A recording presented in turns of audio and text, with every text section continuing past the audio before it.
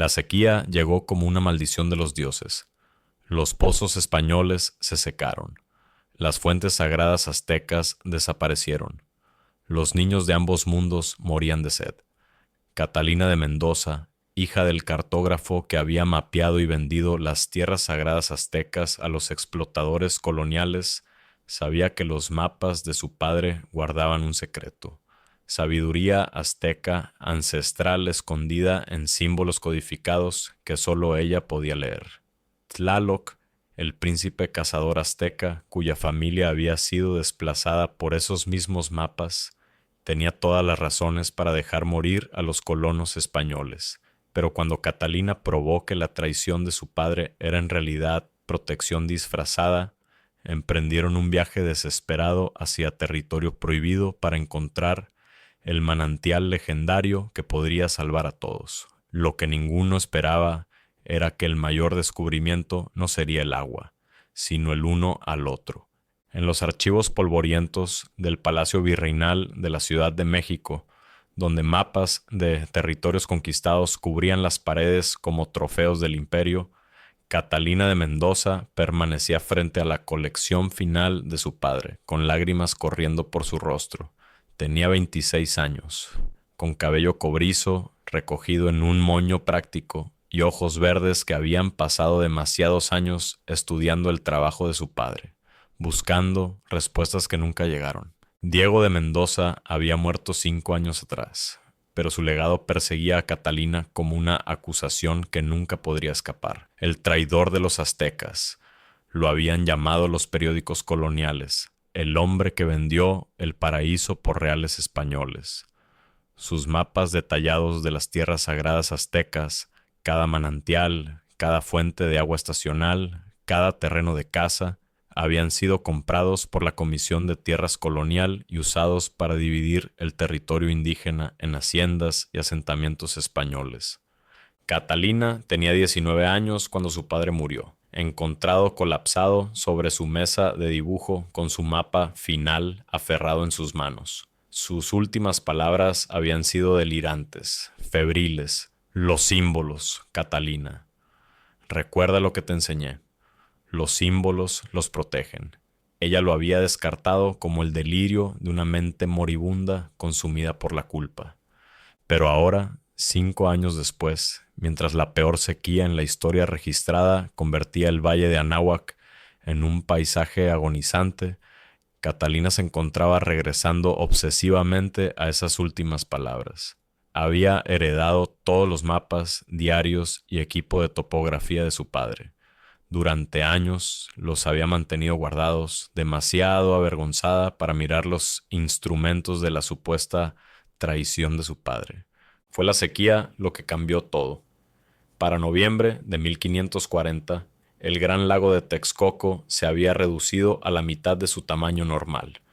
Los arroyos estacionales habían desaparecido. Los pozos españoles, cavados según los estudios geológicos de su padre, se habían secado uno por uno. El pueblo azteca, desplazado de sus fuentes de agua tradicionales por los asentamientos coloniales, sufría aún más desesperadamente. Catalina trabajaba como escribana en la Comisión Colonial de Agua, una posición muy por debajo de su educación, pero la única disponible para una mujer, especialmente una que llevaba el nombre Mendoza. Cada día procesaba informes de ganado moribundo, granjas abandonadas y colonos desesperados. Y cada día escuchaba susurros de personas aztecas muriendo en el desierto, demasiado orgullosas para mendigar agua de los colonizadores que habían robado sus tierras. Una mañana, mientras organizaba los papeles de su padre para donarlos al archivo, Catalina notó algo que había pasado por alto antes. Su mapa final, el que había muerto creando, era diferente de todos los demás. A primera vista, parecía un típico mapa de reconocimiento de la región alrededor del valle de Anáhuac. Pero cuando Catalina lo estudió bajo mejor luz, vio símbolos tenues dibujados con tinta de agalla que había envejecido casi invisible. Símbolos que su padre le había enseñado de niña, alegando que eran códigos de cartógrafo para diferentes tipos de terreno. Pero estos no eran símbolos cartográficos estándar. Eran símbolos aztecas. El corazón de Catalina se aceleró cuando los reconoció de los diarios antropológicos de su padre. Símbolos para sitios sagrados, terrenos ceremoniales y, lo más importante, fuentes de agua permanentes conocidas solo por el pueblo azteca. Su padre no había estado mapeando estos sitios para explotación, los había estado documentando en código para protegerlos, ocultando el conocimiento ancestral azteca a plena vista, donde solo alguien que entendiera tanto cartografía como cultura azteca pudiera descifrarlos. «Oh, padre», susurró Catalina, sus manos temblando mientras sostenía el mapa hacia la luz. No los estabas traicionando, estabas tratando de salvarlos. Pero había un problema. Los símbolos estaban incompletos, como si su padre hubiera muerto antes de terminar su trabajo. Y el símbolo más crucial, el que indicaría la ubicación del legendario manantial sagrado del que hablaban los ancianos aztecas, estaba solo parcialmente dibujado, terminando en una mancha de tinta donde su mano aparentemente había caído. Catalina sabía lo que debía hacer. Necesitaba encontrar a alguien que pudiera ayudarla a completar el trabajo de su padre. Necesitaba encontrar a un anciano azteca que entendiera los símbolos antiguos. Pero 5 años de desplazamiento colonial habían dispersado las comunidades aztecas, y los que permanecían eran comprensiblemente hostiles hacia cualquier persona española, especialmente una que llevara el nombre Mendoza.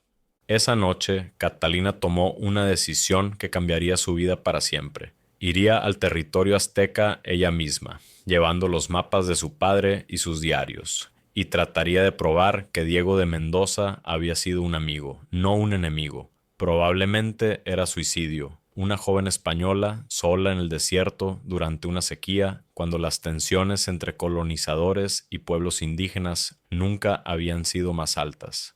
Pero Catalina no podía vivir consigo misma si no lo intentaba. Mientras empacaba el equipo de topografía de su padre, mapas y una pequeña cantidad de suministros en un morral de lona, Catalina descubrió un artículo más en su estuche de mapas. Una carta dirigida a ella en su letra, sellada pero nunca enviada. Con manos temblorosas, rompió el sello y leyó: «Mi queridísima Catalina, si estás leyendo esto, me he ido. Y temo que el trabajo de mi vida ha sido mal interpretado. Los mapas que creé nunca fueron para traicionar al pueblo azteca. Fueron para preservar el conocimiento que las fuerzas coloniales buscaban destruir. He ocultado fuentes de agua que deben permanecer secretas, codificadas en símbolos que solo un estudiante cuidadoso podría descifrar. Sé que el mundo me llamará traidor, explotador, villano. Que lo hagan, pero tú, mi brillante hija, tú tienes la mente para entender lo que realmente hice. El pueblo azteca ha vivido en esta tierra durante miles de años. Han sobrevivido sequías que destruyeron imperios. Su conocimiento del agua en esta tierra dura es sagrado e irreemplazable. Si llega la sequía, y llegará, debes encontrar una manera de compartir este conocimiento con ambos pueblos. Encuentra a Tlaloc, hijo del jefe Cuauhtémoc. Es joven pero sabio, educado por frailes pero arraigado en las tradiciones aztecas. Muéstrale lo que he hecho, él entenderá. Sálvalos, Catalina, sálvalos a todos. Tu padre que te ama. Diego de Mendoza». Catalina apretó la carta contra su pecho, las lágrimas fluyendo libremente ahora. Su padre no había sido un villano, había sido un guardián del conocimiento, trabajando en secreto para proteger lo que el imperio buscaba destruir. Y ahora, 5 años demasiado tarde, finalmente entendía. Al amanecer de la mañana siguiente, Catalina de Mendoza se escabulló de su pensión, llevando todo lo que importaba: los mapas de su padre, sus diarios, la carta, equipo de topografía y apenas suficiente agua para 3 días. Dejó atrás una nota para su casera y la Comisión Colonial de Agua que decía simplemente: «He ido a terminar el trabajo de mi padre». No sabía si sobreviviría. No sabía si el pueblo azteca la mataría al verla, pero sabía que en algún lugar del desierto, un hombre llamado Tlaloc podría tener la clave para entender el regalo final de su padre a un pueblo que había llegado a amar más que su propio imperio. El viaje al territorio azteca fue más difícil de lo que Catalina había imaginado. El paisaje que los mapas de su padre mostraban como praderas y bosques de mezquite se había transformado en un páramo moribundo. La tierra estaba agrietada como cerámica rota. Los árboles muertos se alzaban como dedos esqueléticos acusando al cielo. Cadáveres de animales marcaban senderos donde la fauna desesperada había buscado agua que ya no existía. Para el tercer día, el agua de Catalina se había acabado. Sus labios estaban agrietados y sangrando. Su piel clara se había quemado a pesar de su sombrero de ala ancha. Había seguido los mapas de su padre hasta lo que debería haber sido un manantial estacional, pero solo encontró una depresión seca llena de huesos de animales que habían muerto esperando agua que nunca llegó. Catalina colapsó a la sombra de un mezquite muerto, los mapas de su padre esparcidos a su alrededor como un sudario funerario de cartógrafo. Había fallado. Moriría aquí, y con ella moriría el secreto de los códigos protectores de su padre. El manantial sagrado permanecería perdido, y tanto los niños aztecas como los españoles continuarían muriendo de sed. Lo siento, padre, susurró al cielo despiadado. Lo intenté. Fue entonces cuando escuchó pasos, no los pasos torpes de alguien perdido, sino los pasos decididos y silenciosos de alguien que pertenecía a esta tierra. El corazón de Catalina se aceleró mientras luchaba por sentarse. A través de su visión, deslumbrada por el sol, vio una figura acercándose. Un hombre azteca alto portando un arco y usando prendas de cuero tradicionales, su cuerpo moviéndose con la gracia de alguien que entendía el desierto como su verdadero hogar. El hombre se detuvo a unos metros de distancia, estudiándola con ojos oscuros que no mostraban misericordia, solo cálculo. Tenía tal vez 30 años, con el porte de alguien acostumbrado al liderazgo. Collares de jade adornaban su cuello y su rostro llevaba cicatrices ceremoniales que lo marcaban como alguien importante en la sociedad azteca. Mujer española, dijo en español con acento pero claro, estás lejos de tus asentamientos, esta no es tu tierra. Catalina intentó hablar, pero su garganta reseca solo produjo un graznido. Señaló desesperadamente a los mapas de su padre esparcidos a su alrededor, tratando de comunicar lo que las palabras no podían. Los ojos del hombre se estrecharon al ver los mapas, y su expresión se endureció en algo más oscuro. Mapas de Mendoza, dijo, y el nombre salió como una maldición. Llevas las herramientas de nuestra destrucción. Con enorme esfuerzo, Catalina forzó palabras a través de sus labios agrietados. No, destrucción, protección. Por favor, Tlaloc. El cuerpo entero del hombre se puso rígido. ¿Cómo sabes mi nombre? Carta de... Padre, eres hijo del jefe Cuauhtémoc. Padre dijo encontrarte, mostrarte, ¿verdad? Tlaloc la miró durante un largo momento, claramente dividido entre dejarla morir y su curiosidad sobre lo que esta hija del enemigo de su pueblo podría estar tratando de decir. Finalmente, con un movimiento tan rápido que Catalina apenas lo vio, destapó una calabaza en su cinturón y la sostuvo en sus labios. El agua estaba tibia y sabía a cuero, pero era lo más hermoso que Catalina había experimentado jamás.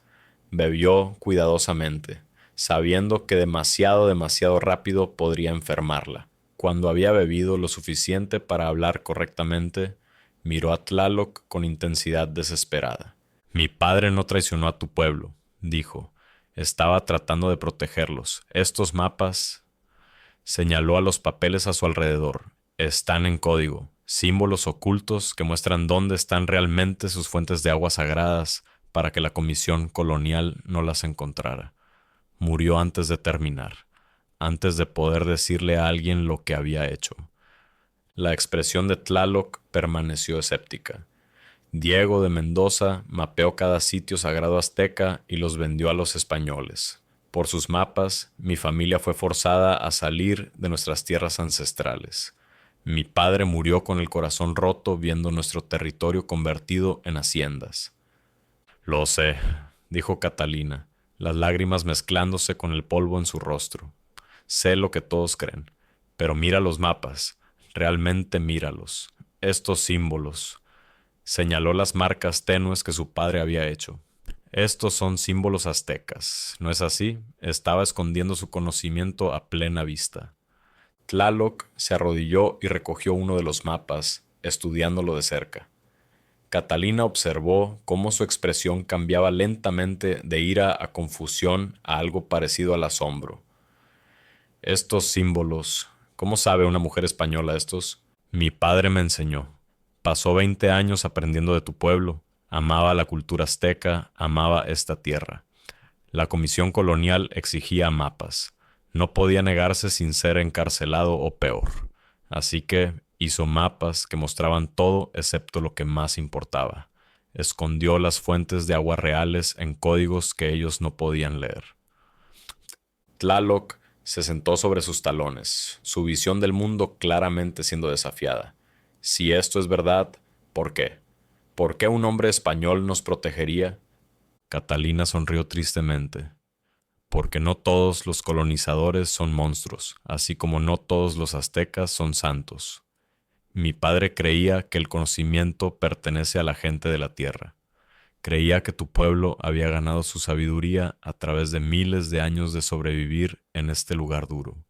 Creía que robar esa sabiduría era más que robo, era destruir algo irreemplazable.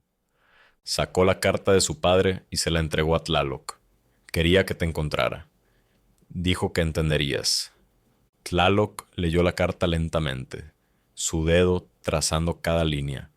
Cuando terminó, miró a Catalina con ojos que se habían suavizado, pero aún llevaban cautela. Tu padre mencionó el manantial sagrado, la fuente de agua eterna que ha sostenido a mi pueblo a través de cada sequía en nuestra historia.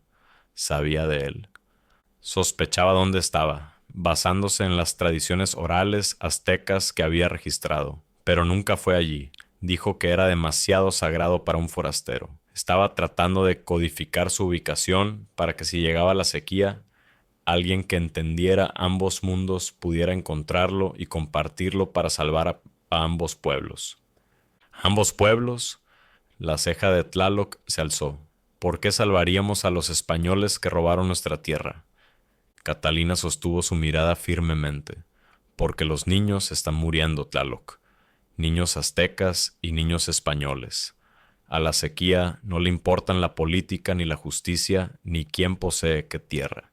Si hay agua que puede salvar vidas, ¿no deberíamos encontrarla? ¿No honraría eso a ambos nuestros padres, el tuyo que amaba a su pueblo y el mío que murió tratando de protegerlos? Tlaloc se puso de pie, paseando en la sombra del árbol muerto. Catalina podía verlo luchando con la decisión. Cada instinto probablemente le decía que la dejara ahí, que dejara morir a la hija de Diego de Mendoza como justicia poética. Pero ella también podía ver algo más en sus ojos: curiosidad, el deseo de saber la verdad y tal vez una chispa de la misma compasión que había impulsado a su padre. La sequía ha matado a 7 niños aztecas este mes, dijo Tlaloc finalmente, su voz pesada de dolor. 3 niños españoles murieron la semana pasada en el asentamiento más cercano a nuestro territorio. Mi abuela, nuestra anciana más vieja, dice que esta sequía es castigo de los ancestros por cómo hemos abandonado nuestras costumbres. Tu gobierno dice que es el juicio de Dios por nuestra resistencia salvaje. Se volvió para mirar a Catalina directamente. Tal vez es solo una sequía. Y tal vez 2 personas de mundos diferentes pueden hacer lo que sus padres no pudieron. Realmente salvar vidas en lugar de solo hablar de ello. Extendió su mano para ayudar a Catalina a ponerse de pie. Si estás mintiendo, si esto es algún truco, te dejaré en el desierto para morir. Pero si los mapas de tu padre realmente pueden llevarnos al manantial sagrado, te ayudaré a descifrarlos. Catalina tomó su mano, sintiendo la fuerza callosa de un cazador que había sobrevivido en uno de los ambientes más duros de la tierra. Mientras él la jalaba para ponerla de pie, sintió algo eléctrico pasar entre ellos. No romance, todavía no, pero reconocimiento. 2 personas de lados opuestos de la historia, unidas por una desesperación común y una pérdida compartida. Gracias, susurró, no te arrepentirás de esto. Tlaloc recogió los mapas de su padre cuidadosamente.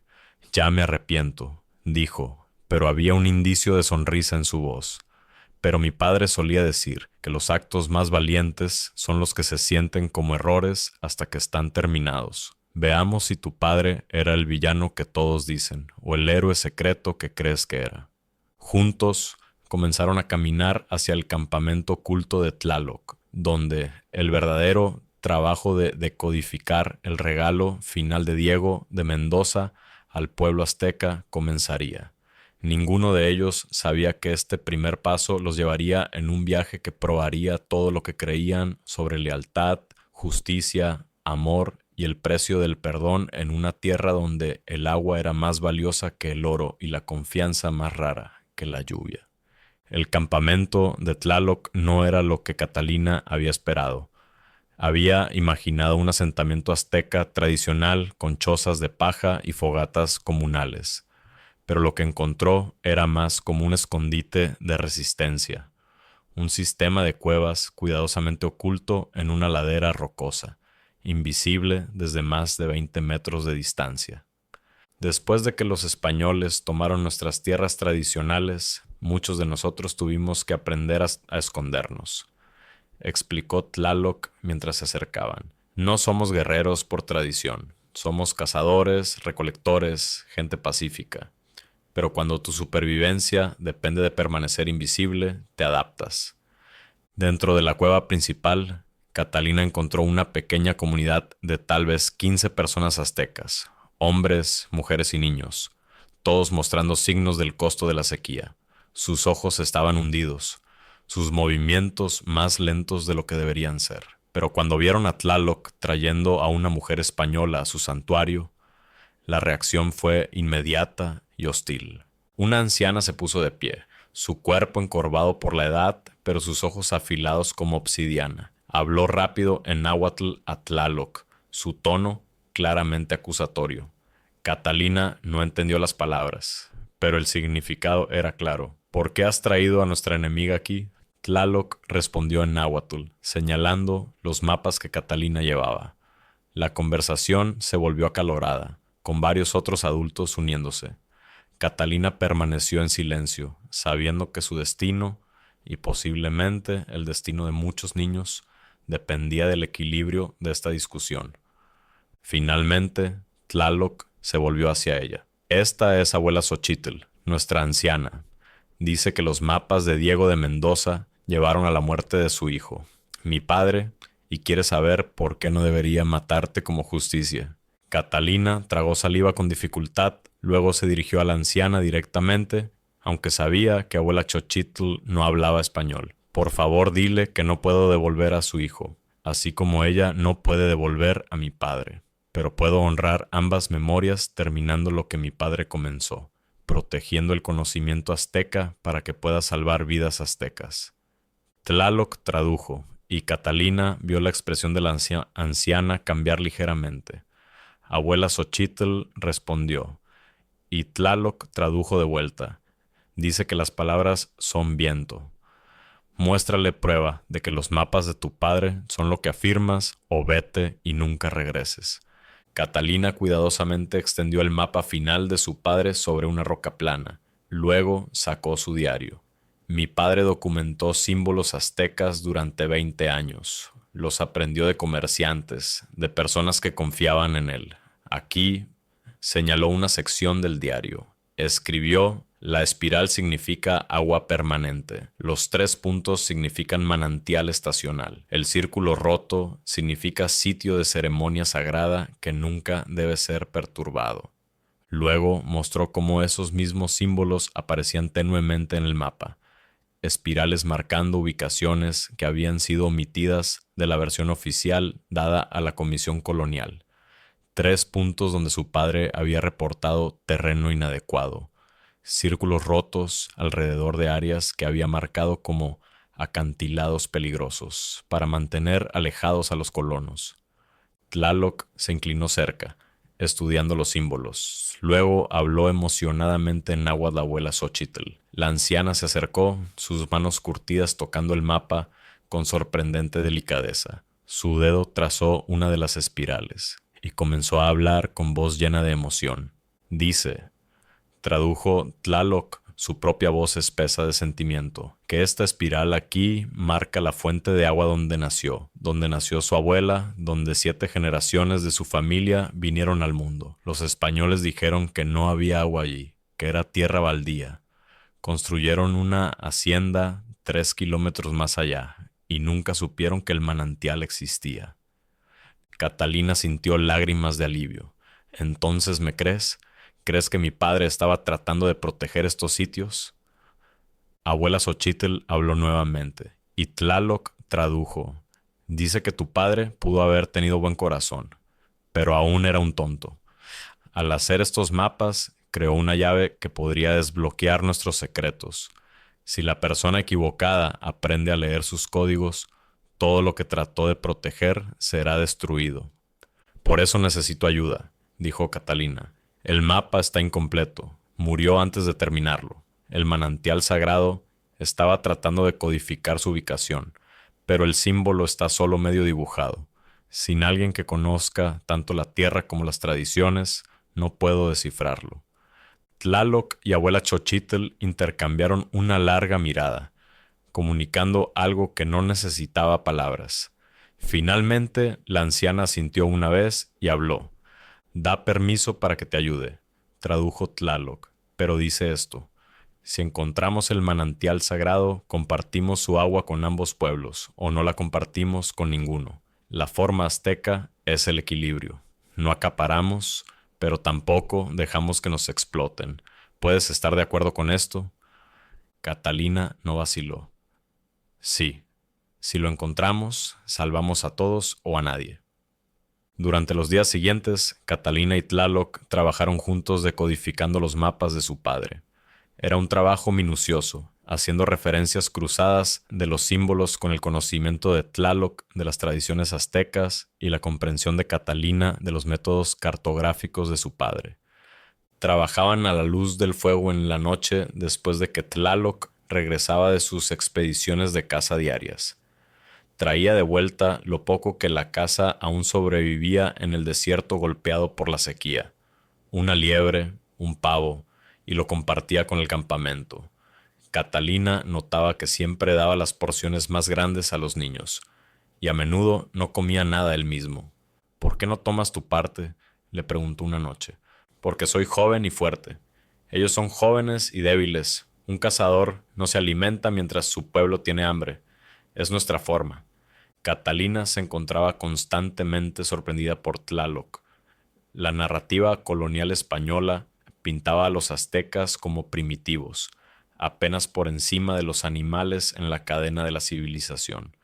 Pero Tlaloc hablaba 3 idiomas con fluidez, entendía conceptos matemáticos complejos necesarios para trayectorias de caza, podía leer la tierra como su padre leía mapas, y poseía una brújula moral que avergonzaba a la mayoría de los hombres civilizados. Dijiste que los frailes te educaron, dijo Catalina una noche mientras estudiaban un símbolo particularmente desconcertante. Pero elegiste regresar a las costumbres aztecas. ¿Por qué? Tlaloc estuvo en silencio por un momento. Los frailes me enseñaron a leer español, a hacer matemáticas, a entender la teología cristiana. Por esto estoy agradecido. El conocimiento nunca se desperdicia. Pero también me enseñaron que las formas de mi pueblo eran inferiores, nuestras creencias mera superstición, nuestra cultura algo a ser borrado y reemplazado con la civilización española. Levantó la vista hacia Catalina con una intensidad que le cortó el aliento. Luego regresé a casa y vi a mi padre, un hombre que podía rastrear un animal herido durante 3 días a través de terreno que mataría a la mayoría de los soldados españoles, que podía leer las estrellas para saber cuándo vendrían las lluvias, que podía resolver disputas con sabiduría que humillaría a cualquier juez español. Los frailes lo llamaban salvaje. Yo lo llamaba grande. Entiendo, dijo Catalina suavemente. Mi padre luchó con la misma contradicción. Era parte del sistema colonial, pero mientras más aprendía sobre la cultura azteca, más se daba cuenta de que civilización Era una mentira que nos contábamos para justificar el robo.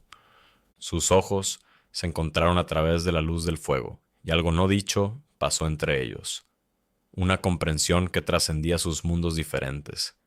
Ambos eran hijos de hombres que habían intentado construir puentes entre culturas y pagaron el precio por ello. Este símbolo aquí, dijo Tlaloc señalando una marca en el mapa.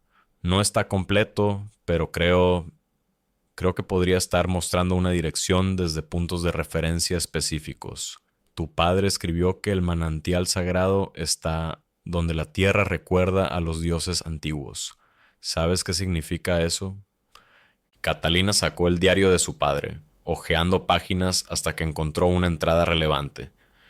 Escribió: los aztecas hablan de un lugar donde la tierra todavía está conectada al tiempo antes del tiempo, donde el agua fluye de la memoria de la creación misma. No me dirán su ubicación exacta, con razón, pero el anciano Cuauhtémoc insinuó que yace donde tres cosas sagradas convergen. Donde tres cosas sagradas convergen, repitió Tlaloc pensativamente. En la tradición azteca, las tres cosas sagradas son el fuego que Quetzalcóatl dio a la humanidad, el maíz que Sentiotl nos enseñó a cultivar, y el agua que Chalchiutlicue nos otorgó para vivir. No son literales, son simbólicas de los tres pilares de la vida azteca: calor, alimento y vida. La mente de Catalina se aceleró. Entonces necesitamos encontrar un lugar que tenga las tres. ¿Dónde estaría eso? Ese es el misterio, dijo Tlaloc. Cada asentamiento azteca tiene fuego, cultivo y agua, pero mi abuela solía contar una historia sobre un valle, donde los tres primeros se unieron, un lugar tan sagrado que solo los jefes pueden conocer su ubicación, transmitida a través de la tradición oral de padre a hijo. Se quedó en silencio, su expresión atribulada. Mi padre tenía la intención de decirme antes de que yo pasara por los ritos para convertirme en jefe, pero el desplazamiento español ocurrió antes de que mis ritos estuvieran completos. Murió antes de transmitir el conocimiento. Catalina vio el dolor en los ojos de Tlaloc, el dolor de una herencia interrumpida, de conocimiento perdido a la violencia del colonialismo. Lo siento mucho, dijo en voz baja. Mi padre le quitó tanto a tu pueblo, incluso cuando intentaba ayudar, su misma presencia como parte del sistema colonial causó daño. Sí, dijo Tlaloc simplemente, pero tu padre también dio algo. Estos mapas, imperfectos como son, preservan conocimiento que se habría perdido. Muchos de nuestros ancianos han muerto en la sequía y el desplazamiento. Su sabiduría murió con ellos. Al menos tu padre escribió algo de eso. Señaló una sección del mapa que mostraba tres símbolos muy cerca uno del otro: una llama, una mazorca de maíz y ondas de agua. Si estoy leyendo esto correctamente, tu padre estaba tratando de mostrar que estas tres cosas convergen en algún lugar de esta región, a unos 40 kilómetros al noreste del valle de Anáhuac. Eso está profundo en el desierto, dijo Catalina, la parte más seca y dura del territorio. ¿Por qué estaría un manantial permanente ahí? Porque ahí es donde más se necesita, respondió Tlaloc.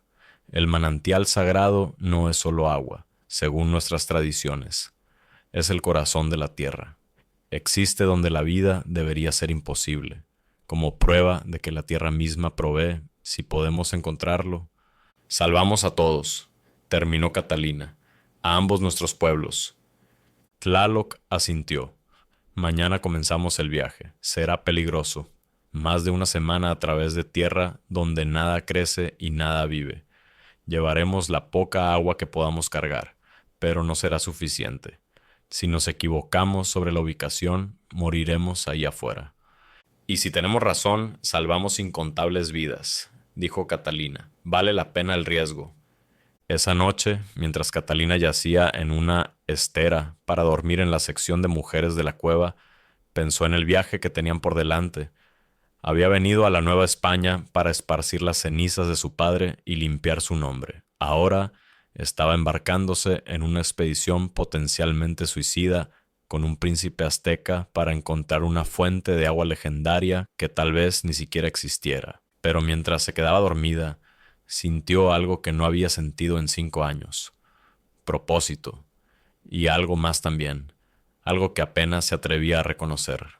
Una atracción creciente hacia un hombre que debería haber sido su enemigo, pero se estaba convirtiendo en algo mucho más complicado. En la sección de hombres de la cueva, Tlaloc tenía pensamientos similares. Había pasado 5 años odiando a Diego de Mendoza, culpándolo por la muerte de su padre y el sufrimiento de su pueblo. Ahora estaba arriesgando todo para validar el trabajo secreto de la vida de ese mismo hombre, guiado por su hija, que estaba demostrando ser nada como las mujeres españolas que había encontrado antes. Catalina no trataba a los aztecas como curiosidades o inferiores.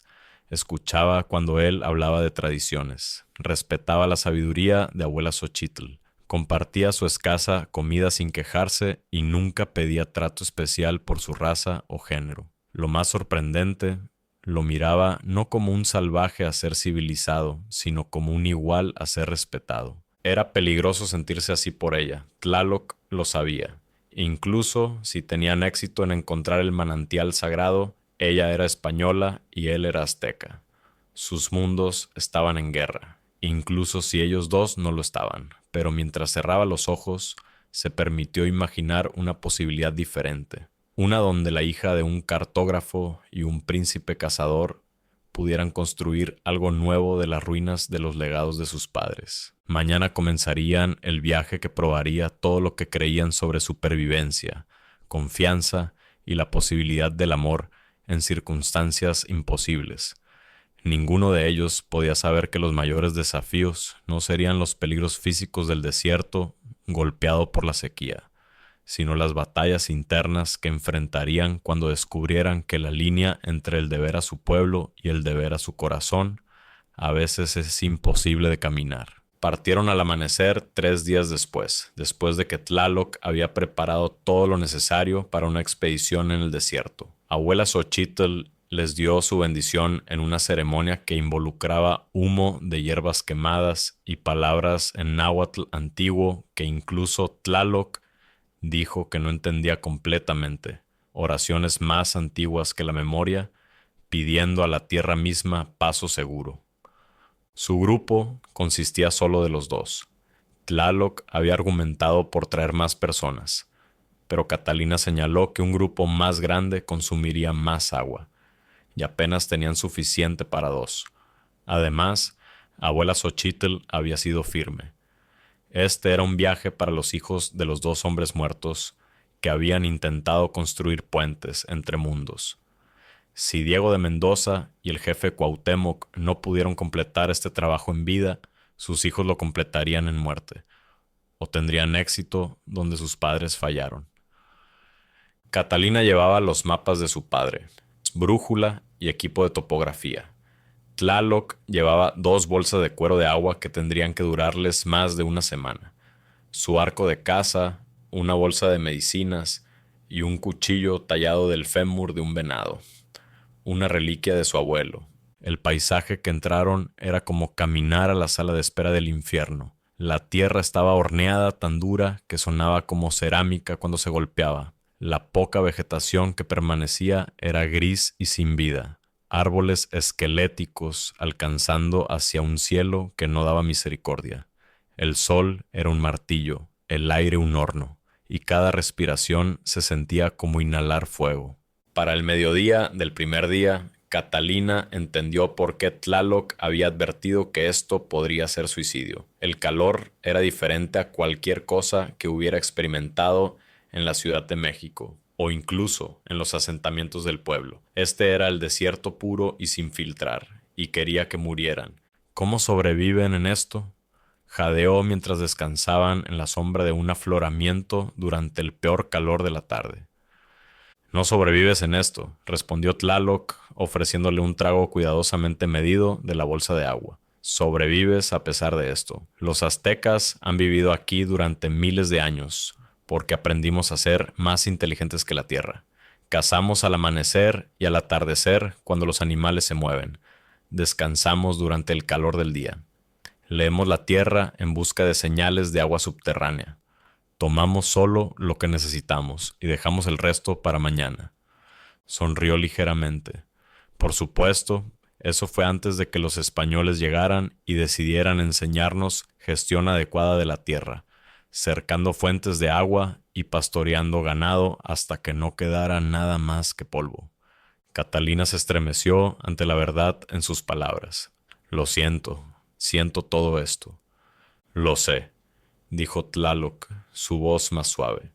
Por eso estoy aquí contigo en lugar de dejarte morir en el desierto. Tu pesar es real. Eso es raro en una persona española. Viajaron durante 6 días, siguiendo las marcas crípticas en el mapa de su padre y el conocimiento de Tlaloc de la tierra. Cada día era más duro que el anterior. Su ración de agua se hacía más pequeña. Los labios de Catalina se agrietaron y sangraron.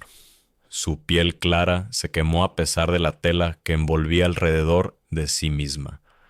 Tlaloc lo manejaba mejor, su cuerpo adaptado al ambiente duro, pero incluso él se movía más lentamente conforme la deshidratación cobraba su precio. En la tarde del 6.º día, llegaron a un punto donde 3 características geográficas distintas convergían. Una formación de rocas que se veían vagamente como llamas al atardecer, un mezquite muerto con ramas en forma de una mazorca de maíz y una depresión circular en la tierra que podría haber sido una vez un estanque. Fuego, maíz y agua, dijo Catalina, su voz ronca. Las 3 cosas sagradas. Tiene que ser aquí. Pero no había agua a la vista. La depresión estaba completamente seca, llena de lodo agrietado y los huesos esparcidos de animales que habían muerto buscando la humedad que no estaba ahí. Tlaloc estudió el área cuidadosamente, caminando en círculos cada vez más amplios. Si el manantial sagrado está aquí, no es obvio. Podríamos tener que cavar, o tal vez... Se arrodilló, presionando su oído contra el suelo. La forma azteca de encontrar agua subterránea. Escuchas el sonido del movimiento, el susurro del flujo bajo la roca. Durante 1 hora se movió por el área, escuchando en diferentes puntos. Catalina observaba con desesperación creciente. Les quedaba menos de un día de agua. Si no encontraban el manantial pronto, tendrían que elegir entre morir aquí o morir intentando regresar al campamento. Finalmente, mientras el sol tocaba el horizonte, Tlaloc se levantó de un punto cerca de la base de la formación rocosa. Aquí, dijo, escucho algo. Agua moviéndose, profundo, tal vez 10 metros bajo tierra. ¿Cómo llegamos a ella?, preguntó Catalina desesperadamente. No tenemos equipo para cavar tan profundo. Tlaloc ya estaba examinando la formación rocosa más de cerca. Estas rocas no son naturales. Mira cómo están posicionadas. Creo que fueron colocadas aquí por aztecas antiguos, marcando algo. Comenzó a mover rocas, y Catalina se unió a él a pesar de su agotamiento. Mientras despejaban piedras más pequeñas, apareció un espacio, la entrada a un sistema de cuevas, deliberadamente oculto pero no sellado. Esto es, dijo Tlaloc con certeza. El manantial sagrado está abajo. Encendieron una antorcha hecha de madera resinosa que Tlaloc había llevado y descendieron a la tierra. El sistema de cuevas era estrecho al principio, requiriendo que gatearan sobre manos y rodillas a través de pasajes que parecían volverse más estrechos con cada metro. Catalina luchó contra la claustrofobia, enfocándose en el sonido de la respiración constante de Tlaloc adelante de ella. Luego, de repente, el pasaje se abrió a una cámara más grande, y lo escucharon. El sonido del agua, el sonido más hermoso del mundo. A la luz de la antorcha, lo vieron. Una piscina de agua clara alimentada por un manantial que brotaba desde lo profundo de la tierra, nunca tocado por la sequía arriba, porque su fuente estaba muy por debajo de la capa superficial de suelo y roca. Catalina colapsó al borde del agua y hundió sus manos, bebiendo profundamente. El agua estaba fresca, limpia, sabiendo a minerales y tierra y vida misma. Junto a ella, Tlaloc bebió también, y por un momento fueron simplemente 2 criaturas agonizantes encontrando salvación. Cuando habían bebido su llenura, se recostaron contra la pared de la cueva, mirando la piscina con asombro. Lo encontramos, susurró Catalina. Mi padre tenía razón, es real. Y ahora enfrentamos la pregunta más difícil, dijo Tlaloc. ¿Qué hacemos con este conocimiento? Catalina se volvió para mirarlo. ¿Qué quieres decir? ¿Lo compartimos, como acordamos? ¿Salvamos a ambos pueblos? ¿Pero cómo?, preguntó Tlaloc. Si le decimos a las autoridades españolas, reclamarán esta tierra, construirán asentamientos alrededor de ella, controlarán el acceso al agua. Mi pueblo será apartado nuevamente, permitido beber solo por misericordia española. Si solo le decimos a los aztecas, condenamos a los niños españoles a morir de sed, niños que no tuvieron parte en los crímenes de sus padres. Catalina no había considerado esta complicación. En su desesperación por encontrar el manantial, no había pensado en la política de lo que vendría después. ¿Qué sugiere la forma azteca? Tlaloc estuvo en silencio por un largo momento, mirando el agua. La forma azteca es compartir libremente con quienes lo necesitan. No poseemos la tierra, somos parte de ella, guardianes no amos, pero la forma española es poseer, controlar, explotar. Si compartimos libremente, tomarán con codicia. Entonces necesitamos una tercera forma, dijo Catalina. Ni azteca sola, ni española sola, sino algo nuevo, una asociación donde ambos pueblos tengan voz igual en cómo se distribuye el agua. Los españoles nunca aceptarán eso, dijo Tlaloc amargamente. No nos ven como iguales. Las autoridades españolas no lo harán, acordó Catalina. Pero los colonos moribundos, los granjeros desesperados, las madres viendo a sus hijos consumirse, ellos podrían. La desesperación hace que la gente reconsidere sus prejuicios. Sacó el diario de su padre, encontrando una página en blanco cerca del final. Lo documentamos juntos. Escribimos el acuerdo aquí, en este lugar sagrado. Cualquiera que quiera acceso al manantial sagrado debe firmar un pacto. El agua pertenece a la tierra misma, para ser compartida igualmente entre todos los pueblos que viven aquí, gobernada por un consejo de ancianos aztecas y colonos españoles. Nadie la controla, todos la protegen. Tlaloc la miró con algo entre admiración e incredulidad. ¿Realmente crees que la gente aceptará esto? ¿En ambos lados? Creo que la gente lo suficientemente desesperada para cambiar cambiará, dijo Catalina. Y aquellos que no, pues pueden encontrar su propia agua o morir de orgullo. Este manantial salvó nuestras vidas. Ahora decidimos, ¿la acaparamos o la usamos para construir algo mejor de lo que nuestros padres conocieron? Tlaloc tomó el diario, estudiando el pacto propuesto de Catalina escrito con su letra pulcra. Si hacemos esto, ambos nuestros pueblos nos llamarán traidores. Los españoles dirán que has regalado recursos del imperio a salvajes. Los aztecas dirán que he traicionado nuestros secretos a colonizadores. Sí, dijo Catalina simplemente. Probablemente, pero sabremos la verdad, que elegimos la supervivencia sobre el orgullo, la cooperación sobre la venganza, el futuro sobre el pasado. A la luz del fuego de la cueva sagrada, con el sonido del agua eterna fluyendo detrás de ellos, Tlaloc tomó una decisión que cambiaría ambas sus vidas. Tomó el lápiz de Catalina y agregó sus propias marcas a sus palabras, símbolos aztecas junto al texto español, haciendo un documento que no pertenecía a ninguna cultura sola, sino a ambas juntas.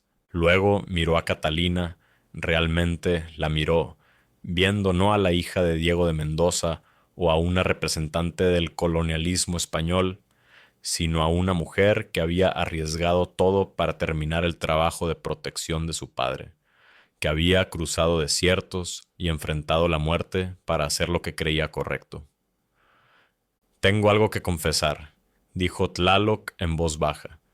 Cuando te vi morir en el desierto por primera vez, casi te dejo ahí. Pensé, deja que la hija del cartógrafo muera como murió mi padre, lentamente, con el corazón roto, rodeado por lo que amaba, pero incapaz de salvarlo. Catalina escuchó sin hablar, dejándolo continuar. Pero entonces vi los mapas de tu padre en tus manos y me pregunté, ¿qué tipo de mujer lleva el trabajo de su padre al desierto? ¿Qué tipo de hija arriesga la muerte para limpiar el nombre de un hombre muerto? Así que te di agua y salvó tu vida. Pero Catalina, él tomó su mano. Tú también salvaste algo en mí. Me devolviste la creencia de que no todos los españoles son enemigos. Probaste que los puentes entre nuestros mundos son posibles. Catalina sintió lágrimas rodando por sus mejillas cubiertas de polvo. He pasado 5 años odiando a mi padre por lo que pensaba que había hecho. Ahora entiendo que estaba tratando de construir exactamente lo que estamos construyendo ahora. Una forma para que ambos pueblos sobrevivan juntos. Solo que no lo terminó antes de morir. Entonces lo terminamos por él, dijo Tlaloc, y por mi padre, y por todos los niños muriendo porque sus padres no dejarán de pelear lo suficiente para salvarlos. En ese momento, rodeados por piedra antigua y agua eterna, algo cambió entre ellos. Lo que había comenzado como una alianza desesperada se convirtió en algo más profundo, una conexión que trascendía los límites de cultura, raza e historia. Habían entrado a la cueva como hijos de enemigos, emergieron como socios en algo nuevo. Pasaron la noche en la cueva, seguros del calor del desierto, sus suministros de agua repuestos, y mientras hablaban durante la noche sobre cómo presentar su descubrimiento, cómo negociar con ambas comunidades, cómo proteger el manantial de la explotación, se encontraron hablando de otras cosas también, esperanzas, miedos, sueños de futuros que podrían ser posibles en un mundo donde el agua fluyera libremente y la gente eligiera cooperación sobre conflicto. Al amanecer tenían un plan. Regresarían primero al campamento de Tlaloc, presentarían sus hallazgos a abuela Xochitl y los ancianos aztecas. Luego, con la aprobación azteca, irían al asentamiento español y propondrían su pacto. Era arriesgado. Cualquier lado podría rechazar el plan e intentar apoderarse del manantial por la fuerza, pero era el único camino que honraba los legados de ambos sus padres. Mientras se preparaban para dejar la cueva, Tlaloc detuvo a Catalina en la entrada. Antes de regresar al mundo y todas sus complicaciones, necesito decir algo. Catalina se volvió para enfrentarlo, su corazón de repente acelerado. En la tradición azteca, continuó Tlaloc, hay una ceremonia llamada Tlazocamati, el vínculo. Cuando un hombre encuentra a una mujer que lo hace querer construir una vida en lugar de solo sobrevivir, le ofrece un regalo hecho por sus propias manos, preguntando si caminará su camino con él. De su bolsa de medicinas sacó una pequeña figura tallada, una mujer llevando mapas, caminando junto a un hombre llevando un arco. Había estado tallándola durante su viaje, en los momentos tranquilos cuando Catalina dormía, usando el cuchillo de hueso que era el legado de su abuelo. Sé que venimos de mundos diferentes, dijo Tlaloc, su voz áspera de emoción. Sé que amarte podría ser la cosa más complicada que jamás haga, pero en algún lugar entre el desierto y esta cueva dejé de ver a la hija de Diego de Mendoza. Comencé a ver a Catalina, la mujer que arriesgó todo por la verdad, que eligió puentes sobre muros, que me hizo creer que tal vez las historias de nuestros pueblos no tienen que terminar en tragedia. Catalina tomó la talla con manos temblorosas, estudiando el detalle delicado que había creado. Es hermoso, susurró. ¿Lo hiciste para mí? Para ti, confirmó. Catalina de Mendoza, caminarás mi camino, no como española y azteca, no como colonizador y colonizado, sino como dos personas que se eligen a pesar de todo lo que debería hacer lo imposible. Catalina levantó la vista hacia él. Este príncipe de un pueblo desplazado, este cazador que le había mostrado más honor que cualquier caballero español, este hombre que le había enseñado que el amor no pide permiso de la historia antes de florecer. Sí, dijo simplemente, sí, caminaré tu camino, y tú caminarás el mío. Haremos un nuevo camino juntos, uno que nuestros padres no pudieron ver, pero habrían bendecido si pudieran. Tlaloc la trajo cerca, y se besaron en la entrada a la cueva sagrada, sellando una promesa que sería probada en los días venideros. Sobre ellos, el sol despiadado se levantaba nuevamente, pero lo enfrentaban juntos, ya no dos personas divididas por el pasado, sino dos personas unidas por el futuro que eligieron crear. El viaje de regreso al territorio azteca tomó 4 días, más rápido ahora que no estaban muriendo de sed y porque tenían una misión impulsándolos adelante. Cuando llegaron al campamento de Tlaloc, abuela Xochitl los miró a ambos, cómo caminaban cerca juntos, cómo se miraban, y sonrió por primera vez desde que Catalina había llegado. El manantial les ha dado más que agua, dijo la anciana en náhuatl, que Tlaloc tradujo. Les ha dado lo que todos los ancianos oran, una razón para construir en lugar de solo recordar. La presentación de sus hallazgos a la comunidad azteca fue intensa. Algunos ancianos argumentaron que compartir el manantial sagrado con colonos españoles era una traición. Otros señalaron que las formas aztecas siempre habían sido sobre equilibrio y sostenibilidad. Acaparar un recurso iba contra sus valores más profundos. El debate duró hasta bien entrada la noche. Finalmente, abuela Xochitl habló. Nuestros ancestros conocieron sequías como esta. Sabían que la tierra da y quita en ciclos. Lo que también sabían era esto. Cuando salvas la vida de una persona, se conectan contigo. Los niños españoles que beban del agua azteca llevarán esa deuda en su sangre. Tal vez así es como ganamos, no excluyéndolos, sino haciéndolos tan dependientes de nuestro conocimiento que finalmente tengan que respetarlo. La sabiduría de sus palabras cambió la marea. Los ancianos aztecas acordaron el pacto, con condiciones. Catalina y Tlaloc servirían como enlaces, traduciendo entre ambas comunidades.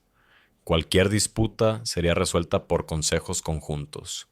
Y lo más importante, la ubicación del manantial permanecería protegida.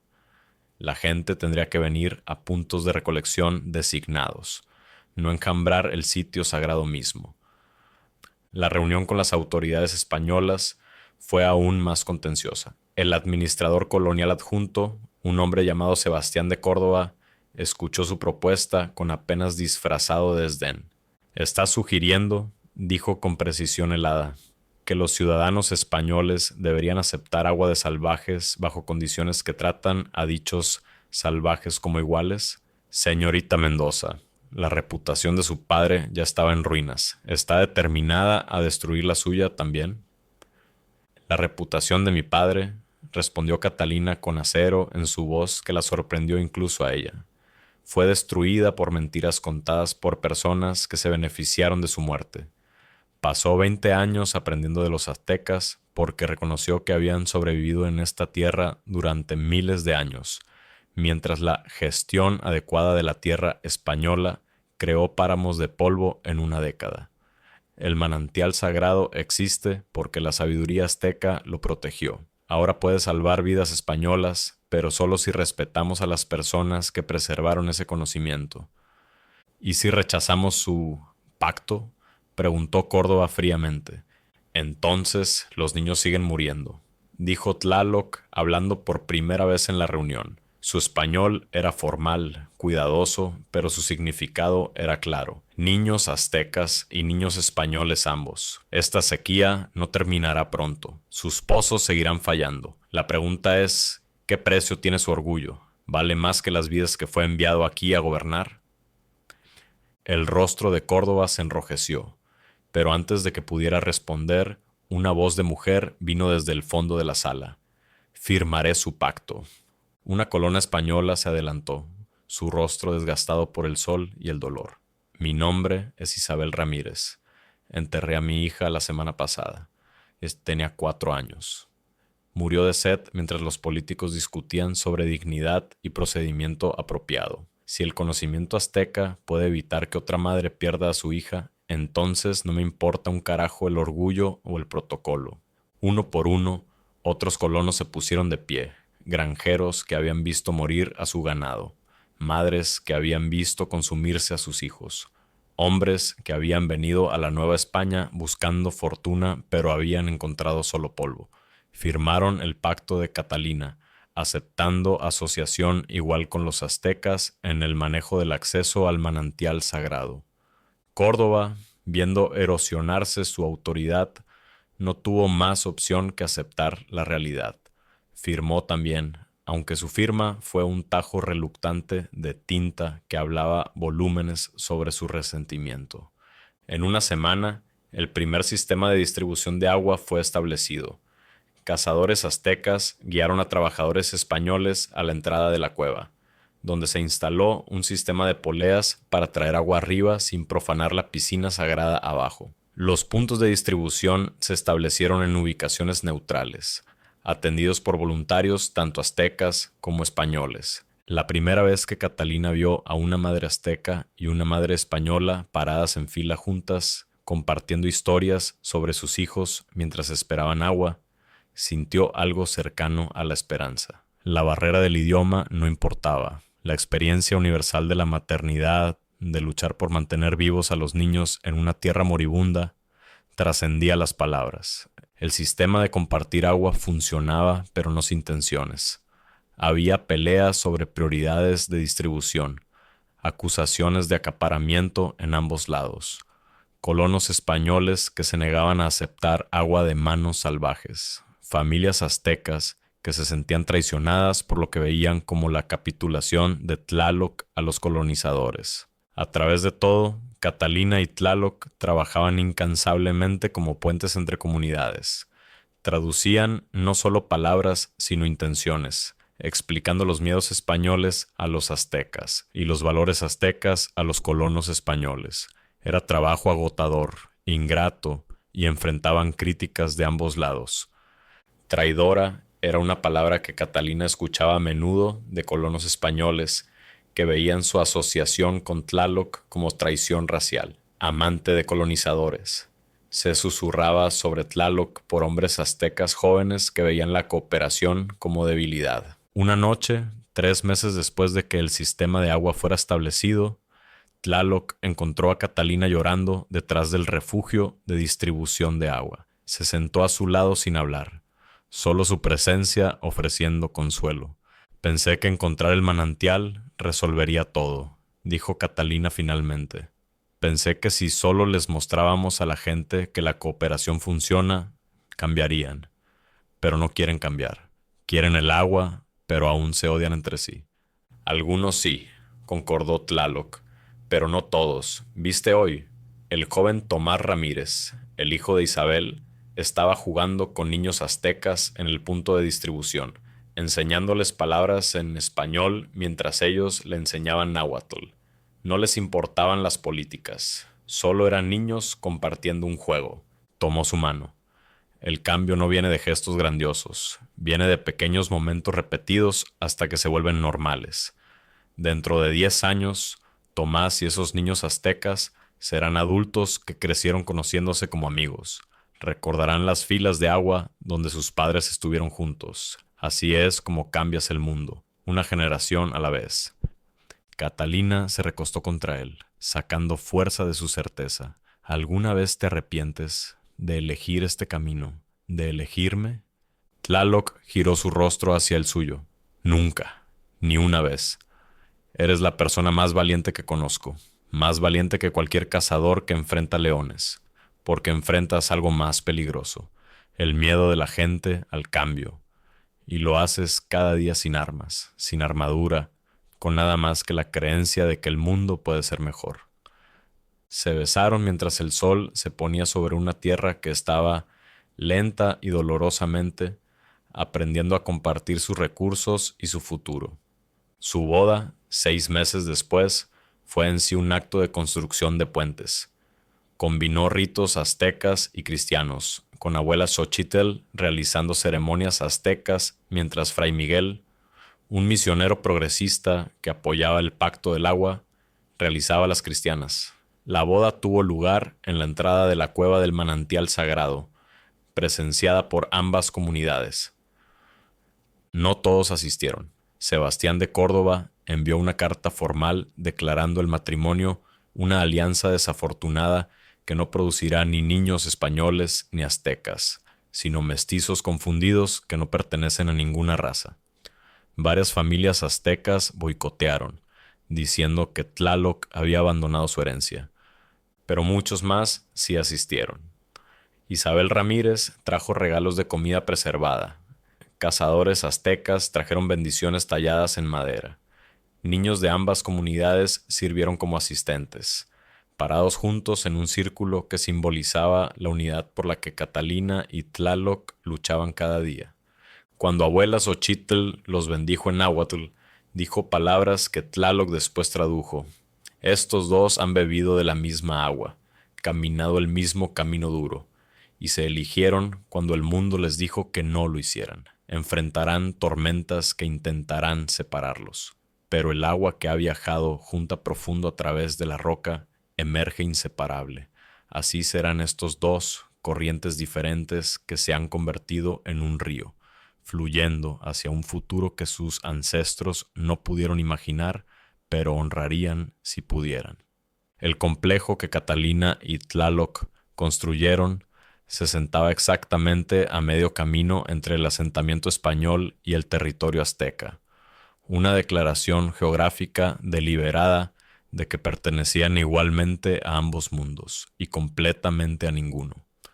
Combinaba estilos arquitectónicos, ladrillo español con techo de paja azteca, ventanas de vidrio con pantallas tejidas de hierba, una bomba de agua y ollas de barro tradicionales para almacenar. Su hogar se había convertido en una embajada no oficial, un lugar donde las disputas venían a ser resueltas, donde los niños venían a aprender ambos idiomas, donde el Consejo de Distribución de Agua se reunía mensualmente para abordar preocupaciones de ambas comunidades. En una mañana de 1545, 5 años después de que encontraran el manantial sagrado, Catalina estaba en su jardín viendo jugar a sus 3 hijos. Xochitl, su mayor de 4 años, tenía la piel morena de su padre y los ojos verdes de su madre, un símbolo visible de 2 mundos fusionándose. Estaba enseñando a sus hermanos menores, Diego, 3, y Cuali, 2, un juego que mezclaba rimas infantiles españolas con cantos de caza aztecas, creando algo completamente nuevo. Tlaloc emergió de la casa, llevando equipo de topografía. Catalina le había estado enseñando cartografía avanzada y juntos estaban creando nuevos mapas de la región que mostraban tanto nombres de lugares españoles como aztecas, que marcaban sitios sagrados como protegidos en lugar de inexplorados. ¿Lista?, preguntó. Hoy estaban liderando una expedición conjunta, topógrafos españoles y rastreadores aztecas, para mapear fuentes de agua por toda la región, asegurando que el manantial sagrado no fuera la única fuente gestionada adecuadamente. Lista, confirmó Catalina. Llamó a los niños, quienes vinieron corriendo. Estaban siendo cuidados por abuela Xochitl e Isabel Ramírez, 2 abuelas de mundos diferentes que se habían vuelto amigas improbables, unidas por su amor compartido por los hijos de Catalina y Tlaloc. Mientras Catalina y Tlaloc cabalgaban hacia el trabajo de su día, pasaron la piedra marcadora que había sido erigida en la entrada de la cueva del manantial sagrado. Llevaba 2 inscripciones, una en español, una en náhuatl, pero diciendo lo mismo. Aquí 2 pueblos casi murieron de sed. Aquí aprendieron a compartir agua y supervivencia. Aquí los hijos de enemigos se convirtieron en familia. Que aquellos que vengan después recuerden, la tierra provee para todos, pero solo si proveemos unos por otros. La sequía eventualmente había terminado, como las sequías siempre lo hacen. Las lluvias habían regresado, pero las lecciones aprendidas durante esos años desesperados habían permanecido. El pacto de compartir agua se había expandido en acuerdos comerciales, escuelas conjuntas, matrimonios mixtos y una comunidad híbrida que estaba lentamente reescribiendo lo que significaba ser español o azteca en la Nueva España. No era perfecto, los prejuicios persistían. Viejos hombres en ambos lados aún se quejaban sobre la corrupción de sus culturas puras. Sebastián de Córdoba había sido llamado de regreso a España, escribiendo informes amargos sobre el experimento desafortunado en igualdad racial, que había sido forzado a tolerar. Pero los niños, los niños. Estaban creciendo en un mundo donde la elección entre azteca y español no era o, sino ambos, y hablaban múltiples idiomas. Aprendían tanto habilidades de caza como matemáticas. Veían matrimonios interraciales como normales en lugar de escandalosos. ¿Crees que nuestros hijos recordarán la sequía?, preguntó Catalina mientras cabalgaban. No recordarán la sed, respondió Tlaloc, pero recordarán las historias. Sobre su abuela Xochitl, que bendijo una unión que todos dijeron era imposible. Sobre su abuelo Diego, que escondió conocimiento en mapas para proteger a la gente que amaba. Sobre su otra abuela, que se enfrentó a las autoridades coloniales. Sobre su abuelo Cuauhtémoc, que enseñó que la verdadera fuerza es saber cuándo compartir en lugar de acaparar.